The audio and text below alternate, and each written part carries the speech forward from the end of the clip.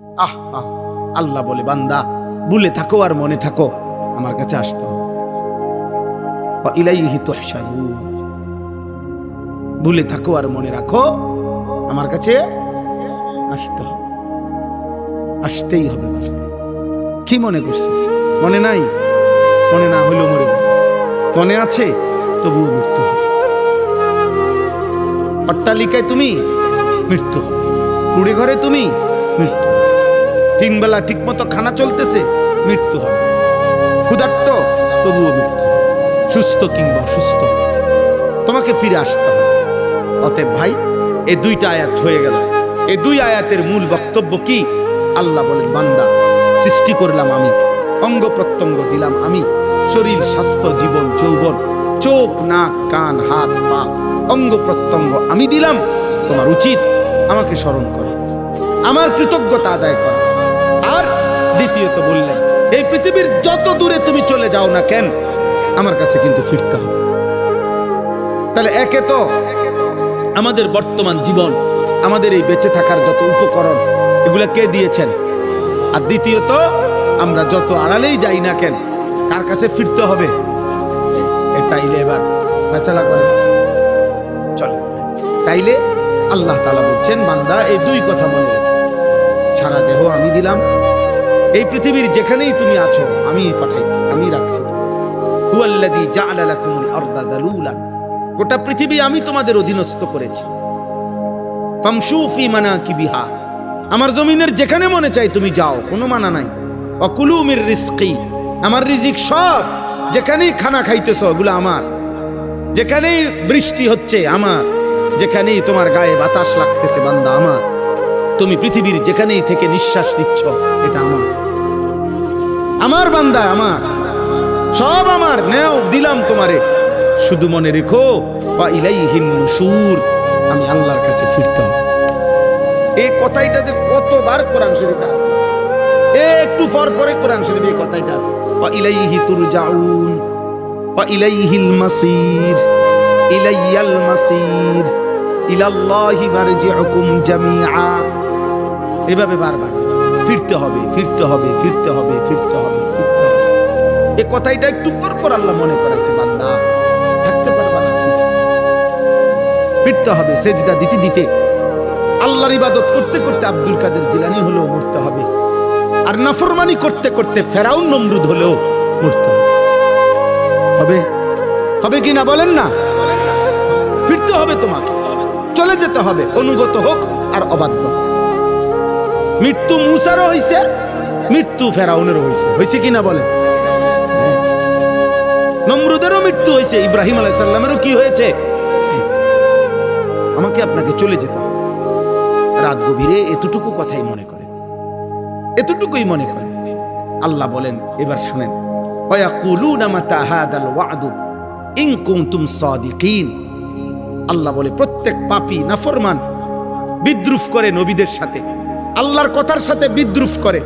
কি বিদ্রুপ করে? বিদ্রুপ করে বলে যে তোমরা যারা বলতেছো আখিরাত হবে, পরকাল হবে, হাসরের মাঠ হবে, তো এটা যদি সত্যই হয় তো এখন করতে কও। মাতা হাদাল ওয়াদু, এই মোল্লা এই ওয়াদাতে কইতেছো আল্লাহ এই করব সেই করব, কোন দিন? এখন আসতে কও। আখের এই সবসময় একটা কথা মনে রাখবেন, সর্বযুগে এই পৃথিবীর প্রথম থেকে এই পর্যন্ত প্রত্যেক জামানার জালেম আল্লাহ যখন তার কলিজার থেকে আখিরাত ভুলাইয়া দেয়, কথাটা সূক্ষ্ম মনে করেন, বুঝেন।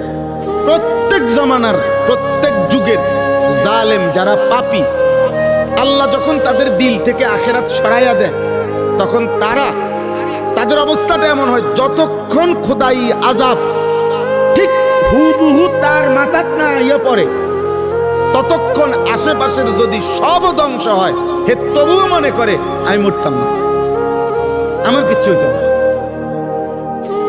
আমার কিছু হইতো। এটা হলো পাপীর সবচেয়ে বড় কি লানত, মুসিবত, মুসিবত।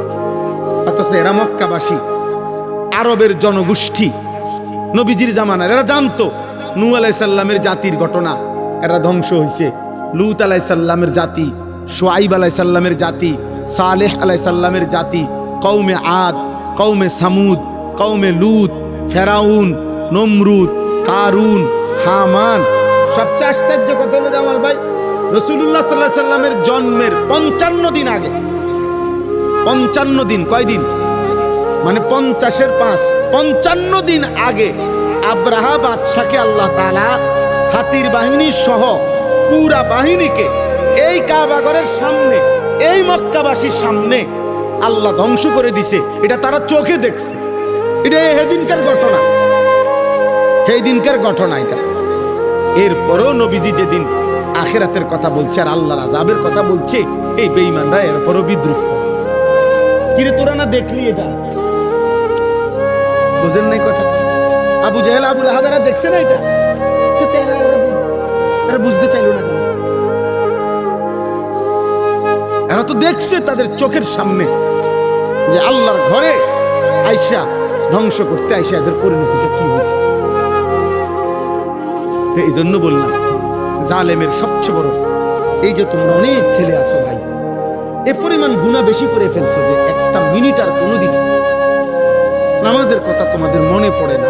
যদি কারো এমন হয় বাবা, মনে রাখো, বিশ্বাস করো আব্বা, তোমার উপরে আল্লাহর লানত, তোমার উপরে আল্লাহর আযাব চলতেছে। মাথা তুললে আসার দিলে আযাব না, এটি তো মামুলি শাস্তি। একটা থাপ্পড় দিছে, একটা ঘুষি দিছে, জেলখানার মধ্যে 6 মাস আটকাইয়ে রাখছে, এনে কি কিতা আটকাই রাখছে, তো বার্তার গাড়িয়ে দেয়, এটি কিচ্ছু না রে বাবা। কিন্তু তোমারে যে আখিরাত ভুলায় দিছে, তোমার অনন্তকাল জাহান্নামের আগুনের জন্য তোমারে যে রেডি করতেছে, এটা অনেক বড় বিপদ, অনেক বড় বিপদ। বলে এরকম কেমনে হইলা? কেমন 365 দিনে 1 বছর একদিনও মনে পড়লো না আমি একটা মুসলমান, আমার উপরে ফজরের নামাজ ফরজ? আপনার 1 মিনিট ভাবেন তো কিভাবে সম্ভব? ভাই চিন্তা করেন, এই কেমন মুসলমান, এই কেমন মানুষ, এই কেমন ঘর, এই কেমন আব্বা মা, এই পোলাটা আজকে একটা বছর কোনোদিন বাপ মার চোখের সামনে, তারপর জীবিত বাপ মা, ওনারা জানে এটা, ওই ঘরে ঘুমায় পোলাগা, মেয়েটা ছেলেটা 1 বছরে কোনোদিন একদিনও ফজরের নামাজ পড়লো না বাপ মা জীবিত। আচ্ছা এটা মানেন কিভাবে? কি মনে করেন কিভাবে সম্ভব? এটা কিভাবে সম্ভব? এই বাবা মা কেমনে বলে আমরা মুসলমান? এই সন্তান কেমনে বলে আমি মুসলমান? নবীজি স্পষ্ট, বুখারীর হাদিস, নবীজি বলছে এশার নামাজ আর ফজরের নামাজের জামাতে আসে না, কষ্ট হয় ওদের যারা মুনাফিক তারা। একেবারে সাফ হাদিস, নবীজি বলছে ফজরের নামাজে যে অনুপস্থিত সে মুনাফিক। একবার না, নবীজি এটা একাধিকবার বলছে, একাধিকবার বলছে লা ইয়াশহাদুহুমা মুনাফিকুন, এশার নামাজ এবং ফজরের নামাজের মসজিদে আসে না মুনাফিক। হযরত আব্দুল্লাহ ইবনে ওমর বলছেন ইজা ফাকাদনাল ইনসানা ফিল ফজর আসানা বিহি যান। নবীজির জামানায় আমরা যদি কাউকে ফজরের নামাজে অনুপস্থিত দেখতাম, 2 দিন 1 দিন 3 দিন না দেখলে খোদার কসম তিনি বলেন আমরা তাকে মুনাফিকই ভাবতাম। আমরা বলতাম যে ওয়া মসজিদে আইয়ে না কা ফজরে, তো অন্যরা বলতো বুঝছো না ও তো মুনাফিকের জন্য, এইভাবে বলতেন না। ফজরের অনুপস্থিত দেখলে ওনারা মুনাফিক পাত। তো বেঈমান বলে কি, হে মুহাম্মদ কোন দিন আসবে আযাব? কিয়ামত হবে কোন দিন? ইসরাফিল ফু দিবে কোন দিন? কোন দিন কও, এখন কও, এখন ফু দিতে কও, চাই আজ এখন আযাব আসতে কও। নাউযুবিল্লাহ। শেষ কথা হলো আল্লাহ বলেন কুল ইন্নামাল ইলমু ইনদাল্লাহ ওয়া ইন্নামা আনা নাযীরুম মুবিন। আল্লাহ বলে বন্ধু, দিন তারিখ সন তারিখ নির্দিষ্ট সময় ওরা যতই বলুক জানতে চাক, আপনি বলবেন এক কথা যে প্রকৃত দিন তারিখ, কোন দিন ইসরাফিল ফু দিবে, কোন দিন হাসরের মাঠ কায়েম হবে, এটার একমাত্র জ্ঞান আছে শুধুই আমার আল্লাহর নিকট। আর আমার দায়িত্ব, আমি তোমাদেরকে স্পষ্ট আল্লাহর পথে ভয় দেখাচ্ছি, ভয় প্রদর্শনকারী আমার দায়িত্ব 1000 বার 1,00,000 বার যতক্ষণ আমার হায়াত আছে আমি তোমাদেরকে কবরের ভয় দেখাবো, জাহান্নামের ভয় দেখাবো, আখিরাতের ভয় দেখাবো। এটাই আমার দায়িত্ব। এটাই কার দায়িত্ব? নবীর দায়িত্ব। নবীর পরবর্তী ওয়ারিস হিসাবে আমাদের ওইটা দায়িত্ব। এই জন্য আমরা বলি, আমগরে অনেক মানুষে বিদ্রুপ করে হুজুরের কাছে, এই ছাড়া আর কথা নাই। কেল কবর, আখিরাত, হাসর, আসমানের উপরের কথা, আর কথা নাই। আর কথা তো বলি না ভাই, আরো লোক আছে। ডাক্তার সাহেবরা আপনি কোনোদিন বলেন না কেন সারাটা জীবনই প্যারাসিটামল না ফালইয়া পড়ে রইলেন? আর কথা নাই আপনি তারে? আপনি একটা বিল্ডিং বানান না কেন? ইঞ্জিনিয়াররা বলেন না কেন সারা জীবন আপনি বিল্ডিং লইয়া পড়ে থাকলেন? আপনি সারা জীবন আপনি শুধু ডাক্তারি করতে পারেন না? এই দুনিয়ার প্রত্যেক মানুষ বুঝে রাজমিস্ত্রির মানুষে কাঠমিস্ত্রির কথা কয় না, কাঠমিস্ত্রির মানুষে রাজমিস্ত্রির কথা বলে না। এটাই তো নিয়ম। বন্টন করে নিছে এক একজন এক এক কাজ, এক এক কাজ। তাহলে আমরা হুজুর, আমরা আলেম, তো আমাদের জন্য নবীজি সাল্লাল্লাহু আলাইহি সাল্লাম, আল্লাহর কোরআন, নবীজি যা বলছেন তা বলতে হবে না? কথা বলেন না? তাইলে আমাদের তো এই জিম্মাদারি, আমাদের তো এই দায়িত্ব। আমরা আপনাকে ঘরে বলি আর বাজারে বলি, সংসদে বলি আর রাষ্ট্রে বলি, যেখানেই বলি, আমরা তো আল্লাহর কথাই বলতে হবে। আমরা তো হালাল হারামই বলতে হবে। হালাল হারামই কণ্ঠরোধ করার চেষ্টা যেই করুক সে করতে পারে, কিন্তু কোনোদিনও হকের কণ্ঠরোধ হয় না। রোধ হয়, একজনকে থামানো যায়, দুইজনকে থামানো যায়, তিনজনকে হয়তো ধমক দিয়ে থামানো যায়, 3000কে থামানো যায়, কিন্তু একদিন জালেম পলাইয়া যায়। একদিন জালেম কি হয়ে যায়? হক থেকে যায়, ইসলাম থেকে যায়, কোরআন থেকে যায়, আল্লাহর দ্বীন থেকে যায়। এটাই বাস্তবতা, এটাই সত্য, এটাই সত্য। 1450 বছরে আমরা কিতাবে পড়ছি, ইসলামের ইতিহাসে এক একবার এমন ঢেউ আসছে ইসলামের বিরুদ্ধে, মনে হয়েছে যেন আর ইসলাম টিকবে না। কিন্তু ঠিক এই প্রতিবার ঢেউ শেষে দেখা গেছে ইসলাম টিকেই আছে, ইসলাম টিকেই আছে, টিকেই গেছে এই পর্যন্ত। 1450 বছর। এই জন্য পৃথিবীর কোন অঞ্চলে আর কেউ ইসলাম চিনে না, ইসলাম এই শব্দটি অপরিচিত।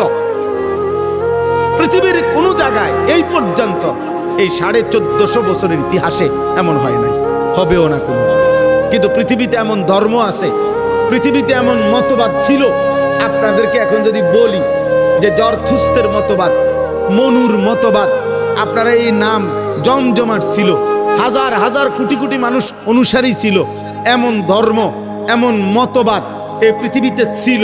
কিন্তু এখন আপনাকে যদি এগুলো বলি, আপনি কবেন আমার বাপেও শুনছে নাই।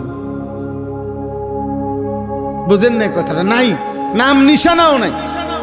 ও ঐতিহাসিকরা জানে, ওই বইপত্রের মধ্যে কি তালাশ করলে হয়তো কি পাওয়া যাবে, এই এরকম কিছু আছে।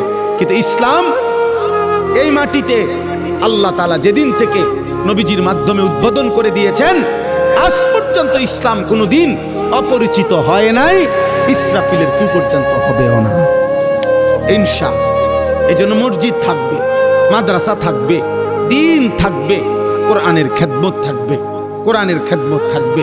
হ্যাঁ হ্যাঁ, স্রোতের নিয়ম হলো যে স্রোত, পানির ধারা, এটার নিয়ম হলো আপনি এখানে যদি বাঁধ দেন, এখানে যদি আপনি 3 কিলোমিটার বাঁধও দেন, তো পানির ধর্ম হইল, স্রোতের ধর্ম হইল, সে প্রয়োজনে তালাশ করতে করতে করতে 3 কিলোমিটারের ওইখান দিয়ে যাবে,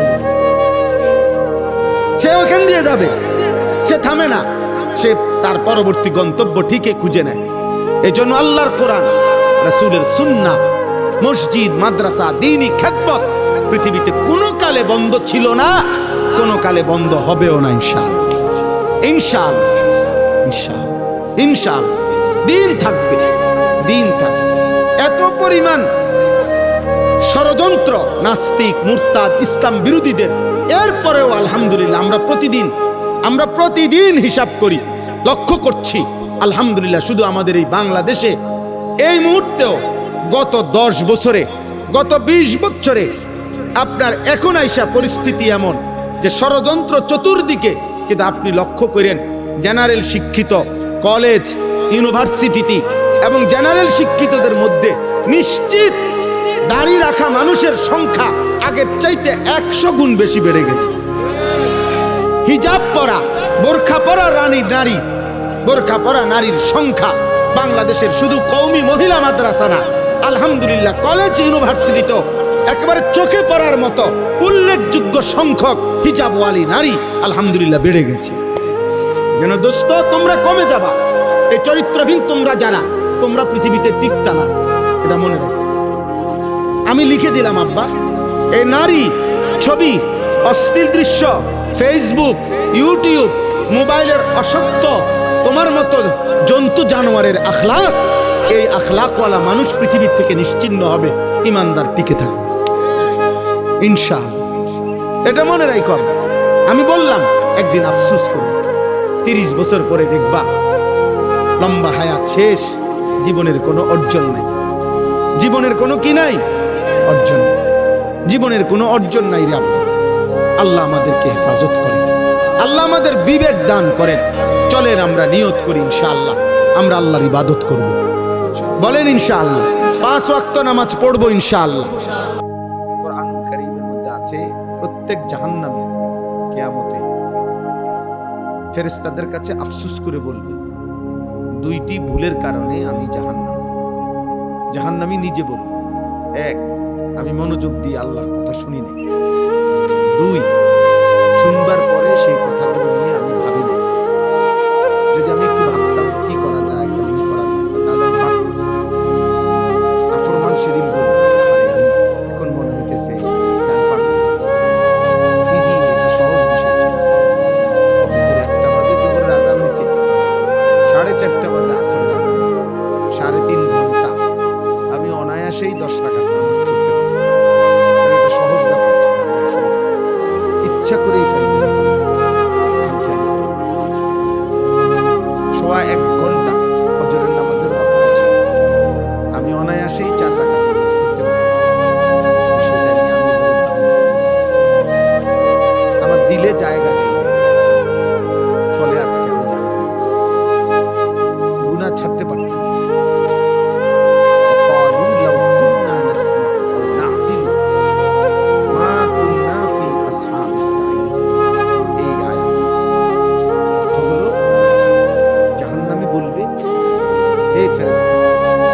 সেদিন দুনিয়ায় থাকতে আমি যদি আল্লাহর কথা মনোযোগ দিয়ে শুনতাম অথবা ভাবতাম, আকল খাটাইতাম, তাহলে আজকে আমি জাহান্নামী হতাম। একদম ইচ্ছা করে আমি নিজে বলবো। আমাদের দেশে কয় যে হাতে ধরে আমি নিজে শেষ করি, কোনো কারণ নেই। আমরা যারা আজকে সারাদিনে নামাজ পড়ি না, একেবারে কোনো কারণ, শুধুই অসভ্য, শুধুই খামখেয়াল, এই ছাড়া আর কোনো কারণ। মনে করেন এখানে যারা বসছে, তোমরা যে ছেলেরা যারা 1 ওয়াক্ত নামাজ পড়ে, কোনো কারণ, একেবারে কারণ শুধু এতটুকু, খামখেয়াল, অবহেলা, গাফলুত, এছাড়া আর কোনো যুক্তি নেই নামাজ না কোনো কারণ। শারীরিক সুস্থতা আছে, চোখ, নাক, কান, হাত, পা, অঙ্গ প্রত্যঙ্গ সচল, বুদ্ধি বিবেচনা সচল, খাদ্য খাবার সবকিছু গ্রহণ করছে, হাঁটতে পারে, চলতে পারে, বসতে পারে, সেজদা দিতে পারে, কিন্তু একেবারেই অনর্থক বিনা কারণ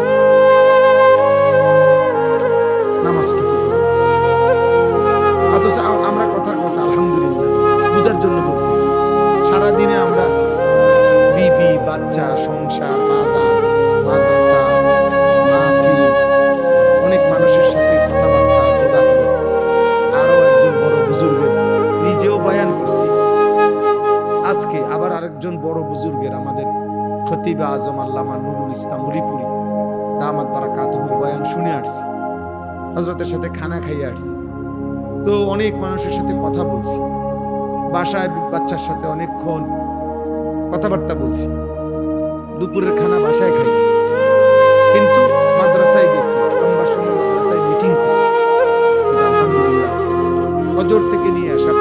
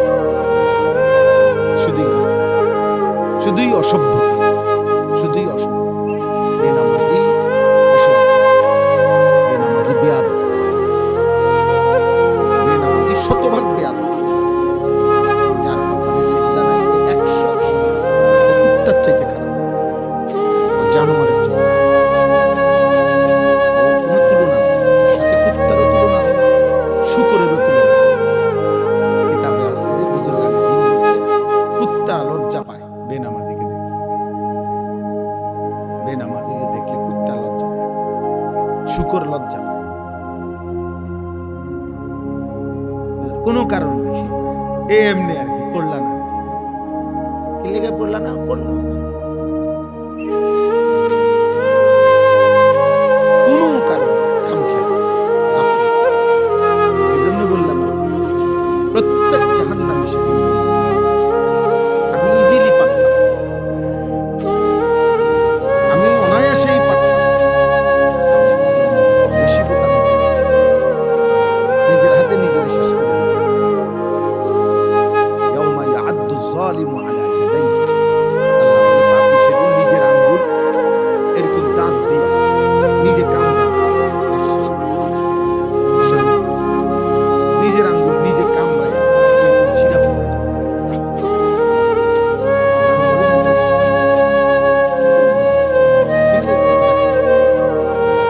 কেন তার লগে লেনদেন করতে গেল? ইস, আমার কয়েকজনই নিষেধ করছে, কোন বেকুবে আমি কি লেগে এরকম আফসোস করে বিভিন্ন কাজ আফসোস করে আঙ্গুল কামড়াইয়া ছিঁড়ে আমি একদম সুস্থ সবল ছিল, অনায়াসে আমি নামাজ পড়তে পারতাম।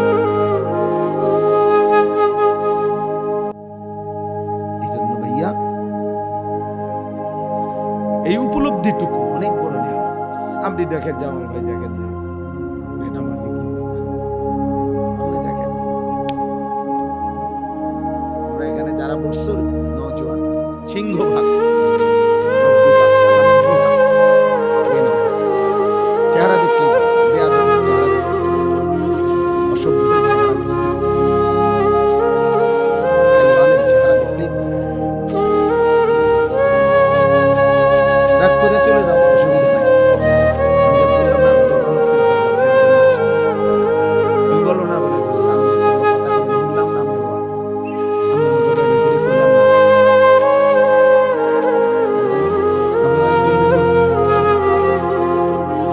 একজনকে বললে নেকি জানে, আল্লাহর কথা একজনকে শুনাইলে নেকি হয়, কথা বলেন না। তো আমার নেকি না, আমার তো সওয়াব দরকার, আমার সওয়াব দরকার। একজনকে বললেও তো কি হয়। এই জন্য প্রিয় ভাই, রহম করো, মনোযোগ দাও আল্লাহর কথা। এই জন্য শুরুতে এটা শক্ত বলে, কি কারণ থাকতে পারে, কি কারণ থাকতে পারে?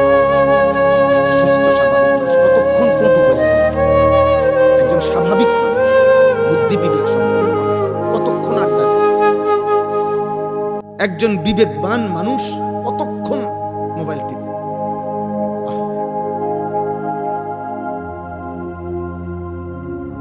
কতক্ষণ? আমার হায়াতে আমি আলহামদুলিল্লাহ, আমি বছরের পর বছর দেখছি, আমার মনে হয় 2 ঘন্টা টাইম অবসর থাকে আমার কাছে দুনিয়াটা মনে হয় বিষের মতো মনে হয়। অনেকক্ষণ হয়ে গেছে, কোনো কাজ নাই। তো বলে কি, কিভাবে সম্ভব? আলহামদুলিল্লাহ, আমরা একসাথে মানুষ, আমরা আজকে 10 বছর আমরা একসাথে কাজ করি, কুমিল্লা ক্যান্টনমেন্ট এরিয়া, এই সব ধরনের দিন। তো দেখা গেছে সারাদিনই ব্যস্ত,